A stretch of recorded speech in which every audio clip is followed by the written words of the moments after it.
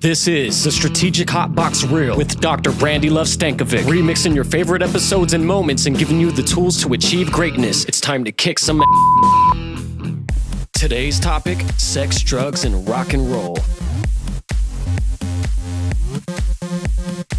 It's your girl, Dr. Brandi Stankovic, and today's episode, I know I say this a lot. I begin a lot of episodes and say, this is going to be my favorite ever, but this one might be one of my favorites ever, and that's because we're going to talk about rock music. We're going to talk about sex. I am here for the beer. Marijuana. Ooh. Let's get started. I would like now to formally introduce you to Dr. Katherine Hertlein. And so how important is sex then? So you touched on, you went into sex therapy, so you do family and marriage therapy. How much of that is sex, and how important is sex to relationships? You know, that's a really good question. I don't know if this was your experience, but it certainly was mine. When I got my bachelor's degree, I felt like I knew a ton of things. Right. And then I got my master's and I was like, I only know like some things. And since I've gotten my doctorate, and with every cohort of students that I teach, I realize how little I know. Oh my goodness. And what I've discovered about sex and how important it is it's really idiosyncratic to each individual and each couple. Sure. So I'll have tons of couples where they clearly have a diagnosable sexual problem, but because neither of them think it's a problem, it's not a problem. They don't want to talk about it. Sure. So it's not an issue. There are other couples who don't have a diagnosable problem, but their sex life is a problem to them. And then there are some people for whom one person's fine with the sex life and the other person's totally unhappy. And so that creates a sex problem. Its own problem. Right. Uh-huh. So it really is, I think, idiosyncratic to each couple. So I'd like to send us out now to a conversation I recently had with Chad Brown. Check it out. So for those people that are listening and watching and being a part of this, or know you and your personality, and they're thinking, I want to take a leap, I want to make a change, but are afraid, or just going, I don't even know how to begin that process. Yep. Where should someone start, or what should they do? So for where they should start is find mentors. You know, that's one of the biggest things I've learned throughout this whole process is you can never have enough mentors. Yeah. Or sounding boards. Sure. You know, there's so many successful people out there. Get everyone's opinion. At the end of the day, you have to make your own decision. We're humans. Right. But get opinions from so many people and just learn. Yeah. You know, the main thing that we want to do, and I think why you and I get along so well, is we never want to stop learning. Right. So the more we ask, the more we listen, you know, and that's where I would say someone has to start. Join me in welcoming Brian. Hey, Brian. Hey, Brandi. How you doing? How do musical legends then, you think, stay relevant? I talked a little bit about evolution, but how do they stay relevant? Well, I think it's a good mix, and I really like what you talk about. It's a mix of consistency with evolving, with evolution. Because as you mentioned, you know, James Hetfield cuts his hair, but if you show up to his concert and he's not playing any songs from the Black Album, then you're going to have an issue, right? You're going to say, well, okay, now you've completely changed. But they're really staying true to their voice of what they've always done. But at the same time, they don't want to be a one-hit wonder. So as they make more albums, as they play live, they have to maybe improvise a little bit, change things up, change their look, whatever it is. We always want to see something a little different. So you got to have that strong base of really consistency and delivering what you want, what the fans want, but also evolving so that it continues to grow.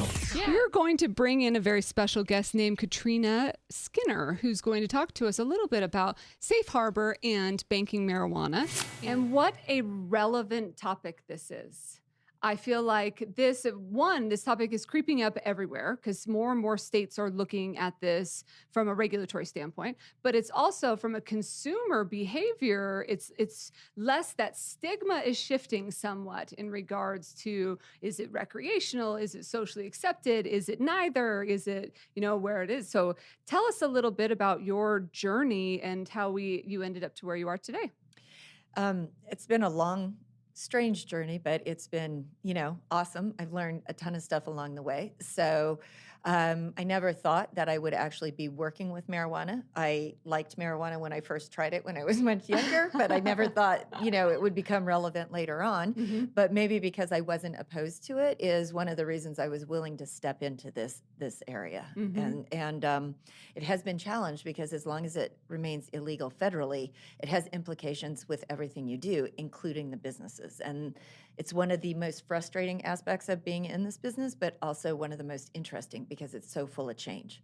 So what Everything's great. challenges do people face in regards to their personal relationships? I mean, you've talked about kind of bringing it down to those two pieces, but does that spill over into professional lives? Yeah, one of the other things I found, and this could be a little bit of, kind of my area of research. I study high-risk sexual behavior and decision making in postmenopausal women. I study technology in couples and families. I study infidelity. I study women in academia, and probably thinking about that question, I think the biggest issue is technology and relationships. Oh, gosh, I agree. Yes. What happens is, because we're so accessible now, your phone blings and emails all hours of the night and day. That's interfering with personal life, right? But you feel like you have to respond. That's particularly true for women, actually. That affects women more than men. Men feel like they have the ability to set the boundaries and women don't. So you end up having this sort of work-life conflict that is now the result of technology. And leaders feel like they have to be responsive to all of these texts and emails. They have to be accessible, but that's totally going to compromise. Right. But that's totally going to compromise what happens and how you're being a leader in your relationship. And so I think it's about negotiating some of what goes on there. And I saw Eddie Vedder last year play, and the messages that he had, in addition to just his music, I mean, his music is incredible. And in some points, it's just him sitting on a stump playing his guitar, and it's I could just I like make love to the music, but he's just so incredible and so talented, but he also just shares love with the audience as well, and he's very open-minded, very supportive of all types of people, and I really dig that. Many of us have had that dream, creating something or wanting to do something that's going to change the world. How can we make our passion become our paycheck? And I think that's something that so many of us look for. And I personally haven't figured that out, how to make, some of my passions into money, because being terrible at golf clearly, or drinking until 3 a.m. is not making me any money. If anything, it's costing me a bunch of money. Most of my hobbies and habits just cost me a ton of money. But how do we actually make some of these things that we love to do turn into or translate into something that creates revenue or supports our family? And the part of that is you have to want it. You have to want it and drive it so much, and want it in every single way in everything that you do, and having a vision for that passion and that purpose. The second piece of it is really, if you aren't an expert today, becoming an expert in that field and being thirsty to learn to become an expert. And I think so often people think I have to be an expert before, and it's okay to make a jump before you're an expert. Just be thirsty and ready to ask questions to get other people involved. The next piece is to cash in on your influence. I think that if you are going to go after something, if you're going to chase your dream, if you're going to go for something, and I know the topic here is here for the beer, and the reason we did that is because our expert that we're going to bring in, or that I'm going to share an interview I recently just had, he took a major leap to go after that passion, that dream that he had. And that's really the topic that I want to dig into, and so many people haven't really been able to do, or have fear around in wanting to go for. And I think that being that expert, having that vision and purpose, but also cashing in on the influence or the relationships that you have. If you've built strong relationships with people around you, how can you cash in on some of that influence and use some of that clout? Lean on people around you, and then be involved. Get involved. Volunteer your way to the top. We've talked about in the Hotbox years ago. Get involved in as many avenues as you possibly can, in business and in community, with your money, in the industry, anything that you can do to learn and to meet people as much as possible. But there's also this entire social stigma, because you kind of mentioned it a little bit in the fact that it was something that you tried super early on in life, and thus maybe had a bit more of an open mind. And did you ever kind of envision that you would be the person working in marijuana? And with that in mind, do you ever find yourself throwing disclaimers out there about what it is that you do? Not often, because I'm not actually in the plant touching part of the business. I'm in the banking part of it, and I think that's a little bit different. But even as an attorney, when I first started, I had to call my own attorney and say, hey, I'm going to assist with a case like this. Can you defend me? Because at that time in Colorado, and in several states now, it's against the professional code of ethics for attorneys or CPAs to even work in the space. And so that was my law license and that was my livelihood. And so I was worried. I said, not that we would win, but could you defend me? Because I figured we'd have a good faith argument, but I see that still. So, I mean, and it is a challenge. It's a challenge for even accountants who need to get bank accounts who serve the industry. A lot of sex is about, it's about two things. And I'll give you a little hint here for all of you who are having kind of issues in your relationships. There's a study I read years ago, but I have found it to be absolutely 100% true. All couple relationships, sex include, and ones with sex or without, can be, the problems in those relationships are often boiled down into one of two problems. So it's not the dishes, the dog, the this, the that, the laundry, it's money. It's not never any of those things. It's either, and in some cases can be both, perceived neglect or perceived lack of control. So when I'm talking to people about sex problems, that's what I'm asking about. I'm trying to figure out whether the sex problem is a manifestation of issues of control in the relationship or an issue of perceived neglect. And that's how I'm working with treating that issue. Wow. Yeah. So there you go. I've saved everybody hundreds of thousands of dollars of therapy just with that. There you go.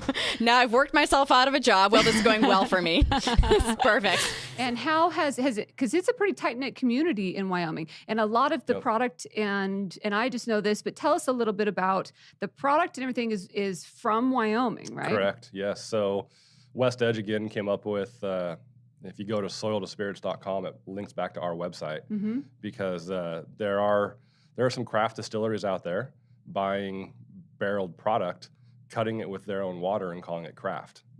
Where we're saying, no, we're taking raw corn, we're taking raw barley, and it's going to be grown from a field within 20 miles and then turn into a bottle here on site.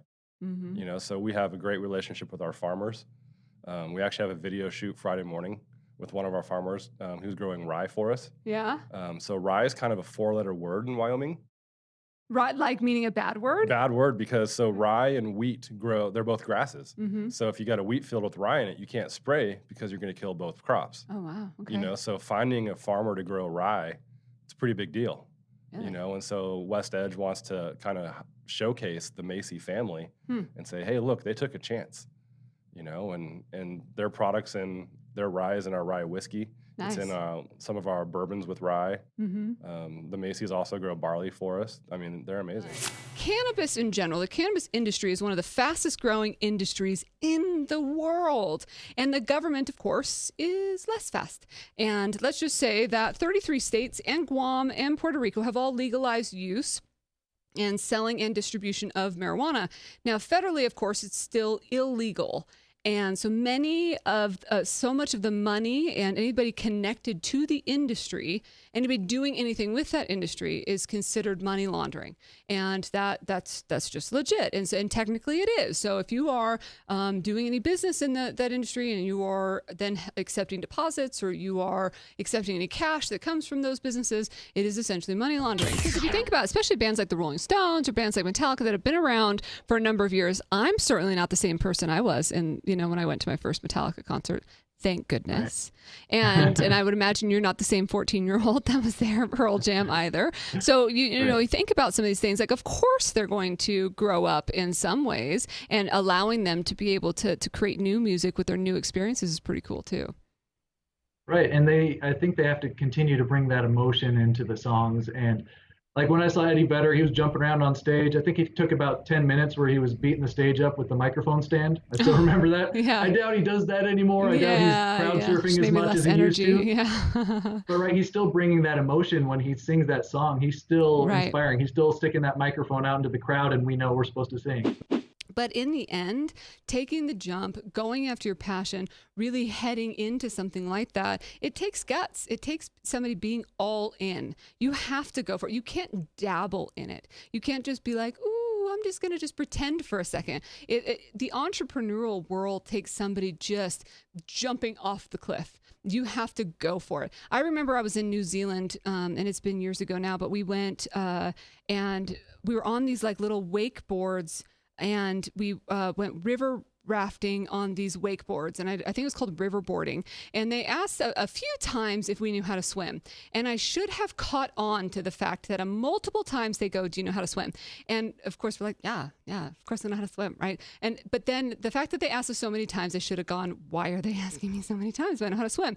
But because they put us in class 3 and 4 and 5 rapids on a wakeboard, and it was not even a wakeboard, like a little, I don't know, like a little small board. Boogie board is probably a better word for it. And we went out there, and when we were first kind of practicing, you kind of just roam around because the water's not really moving. But then once you push out into these major rapids on these boards, we had this grand idea of we'll just stick together, we'll hold hands in the rapids, like it'll be this beautiful moment. What could everyone do then to spice up a little bit, spice up their sex lives or even their leadership then? Well, what I constantly tell couples, and I think this is true for leadership as well, is the successful couples are ones that are flexible and supportive. Okay, that's really, really important. So couples who are flexible with one another have the ability to be able to navigate things that come their way. Right. And more so than rigid couples. That's where a lot of problems come in, specifically in terms of sex, rigidity of roles and socialization and such. And then if you're supportive of your partner, then there's more opportunity for growth. The same thing with leadership. You have to be flexible enough, or at least the way that I run the department or that I run the unit, is that everybody has to be at a place where they feel like they have ownership in the problems, or ownership in the solutions, ownership in the unit. They feel like their voice matters, their voice counts. I'm supportive of all those people.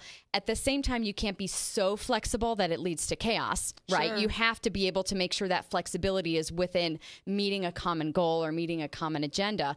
But you've got to have that flexibility. And when people feel like they're supported, they're going to work harder for you. Absolutely. And they're going to be more committed to the relationship, whether it's work or at home. So one of the best things about music and musicians is going to live concerts. And I try to go to several throughout the year, but when a musician is on stage and they're good and they're really getting into their music, they're living and breathing that song and that music, they're bleeding their melodies. And you really, from an audience or a fan perspective, you get to see them in their rawest form.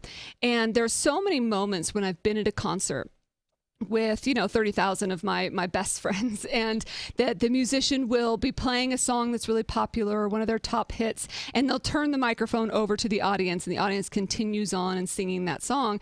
And it's such a special moment. And I commonly find myself looking around going, whoa, there's so many people in this room right now that are here for the exact same reason, and that's for the love of the music and to love of the moment in life. And that's just so special that music can bring that out in people. And the marijuana industry is an interesting one these days. Lots of companies and entrepreneurs over the years have broken rules, and rules in business and rules to create disruption and innovation, whether it's like a VRBO or an Uber. And how many businesses do you know that knowingly break federal laws? Now, they might initially, but not many do it and then get away with it in ongoing, right? But there's certainly, when it comes to marijuana, that all of these businesses that are doing that are essentially breaking some federal laws, because that there is some ancient or some legacy laws, I should say, in place when it comes to marijuana legislation. And I think that I always talk about budgeting time and negotiating your technology. I love that. That's a fabulous takeaway for this. Yeah. So I did an interview years ago, maybe 2 years ago or so, for Men's Health. And the editor of that magazine, or the editor of that piece, did an experiment with his girlfriend where they put down their phone for 30 days when they would get home from work. And this article in Men's Health talks about what happened in that 30 days. So it'd be really interesting to check out. Bored the first day. I think so, yeah. 30, they were in love again. Exactly, yeah. Right. And he said they ended up getting engaged. And right. So Paul Keto was the name of the writer on this piece, but it was a couple years ago in Men's Health. You might want to check that out. Yeah, neat. And that's so true. My husband and I were laughing yesterday because we were both watching TV and sitting on the bed next to each other, also on our cell phones. Yeah, absolutely. I mean, it's a whole thing. It happens, right? Oh, and yeah. How can that not impact the relationship? And it is the new reality for sure. Yeah. So look at this. I mean, this amazing leap that you've taken that most would not have the guts, the bravery to be able to do, and you went for it. Yep. Can you leave us and leave the listeners and watchers with a bold action, a kick-ass takeaway? Oh man. like you said earlier, there's no dabbling with one toe. It's jump in with both feet. It's immerse yourself in whatever you're going to do and just learn. So I don't know if that's action item or kick ass or anything, but it's learn, and jump in. Yeah. Absolutely. I think it is. And it's really the motivation sometimes that people need. They need to hear that. Don't be afraid. Don't be worried about failure. Failure is part of it. Absolutely. If we don't mess up, then we don't learn some of those valuable lessons that make us as strong as we are. Yeah, and if you don't knock on the door, no one's ever going to answer it. Amen So you have to go through. Bands all over, all the time, will sing songs like it's the first time. Every time. I recently saw the Rolling Stones, and as you may know, the Rolling Stones formed in 1962. So you know those boys have been singing those songs for a long time, and they have probably sang some of the top hits millions of times. And yet when I was there, the experience I had was that they were rocking out. And that's what makes it really special, is making it a new journey every single time. I was in a strategic planning session just in the last couple of weeks, and we did back-to-back sessions. Day one was with a certain group, day two was with another group, and there were a couple people that came to both. And because of that, a lot of the people that were speaking didn't say all the things that they said the day before, like didn't present all the facts in the same way. And one of the things I reminded them as I was facilitating kind of in the breaks was, hey, don't forget to present this like it's the first time, because there are people in the room that are bright-eyed and and excited and hearing this information for the first time. And so as leaders, we have to be able to keep that in mind and be just as excited no matter how many times we've delivered that message or been a part of that particular project that you're working on. So do communities play a role in all of this? If you've built your career and you've really been working in depth with this in this industry, have communities played, people working together? How has that helped and in growth? Oh, definitely. I honestly think that Colorado has a very successful marijuana market, right? I think one of the reasons that is the case is because they had banking through Partner Colorado Credit Union. It allowed them to grow their businesses in a legitimate way, stabilize, and we saw a lot of consolidation in the market, right? But you'll see it in different communities, and I'm seeing this nationwide, is some communities are more supportive than the others, right? But here's the thing, even we were talking before about Michigan, certain communities and townships have opted out of having a provisional center there, but they can now have delivery. So one of the things I always say up in Michigan, it's coming. It's gonna be in your community, whether you want it or not. You don't want the cash there. That's where the robberies are. That's where the chance for theft and crime occurs. So better to, come up with, to me, some practical solutions such as banking, than to leave, because these people will come up with their own solutions. Hey, it's Brandi. We're the Metallica Concert Raider Rock Out. Are you ready to rock your top 5 kick-ass? Let's kick some ass for the Strategic Hotbox. And we're about to see Metallica. Hey, I'm Andrew. I'm in a metal band. And you're listening to Brandi on the Strategic Hotbox? Yeah! This is Tiffany, and I'm coming at you live from New York City at Katz's Deli. This pastrami will expand your ass, but listening to my girl Brandi Stankovic on the Strategic Hotbox will expand your mind.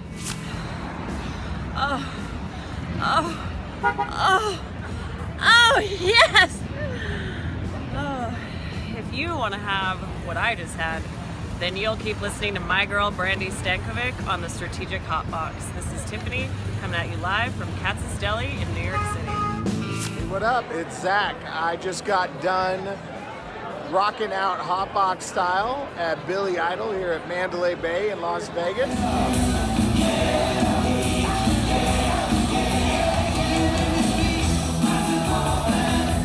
You know who you guys are listening to? It's Brandi at the Strategic Hotbox. Rock on! It is time for us to head out to our top 5 kick ass. The first is to live, breathe, and bleed your art. If you want to be a musician, or if you want to be a leader, if you want to have whatever the art form is that you create, then you have to live it and breathe it and bleed it and just give everything you got to it. That's what makes people special.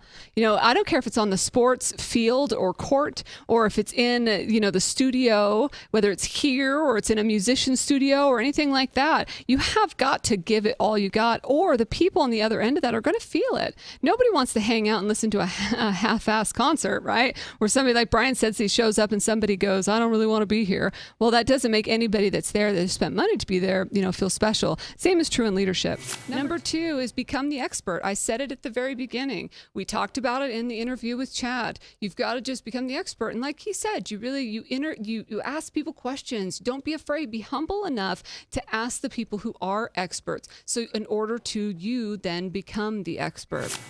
Number 3 is to practice self-love. So however you want to take this, take the metaphor and run with it on this. But definitely practice self-love. It's important to be confident. It's important, just like my son in the spelling bee, to tell himself that he can do it. It's important in a relationship to go into those zones that Dr. Kat was sharing with us about being safe or feeling in a place that you can communicate and you can be a part of it, and that you are loving the person the body that you're living in, because this is the only chance. It's the only vehicle that we get in this life. And so love it. Do whatever it takes to be a part of that in mental and physical ways.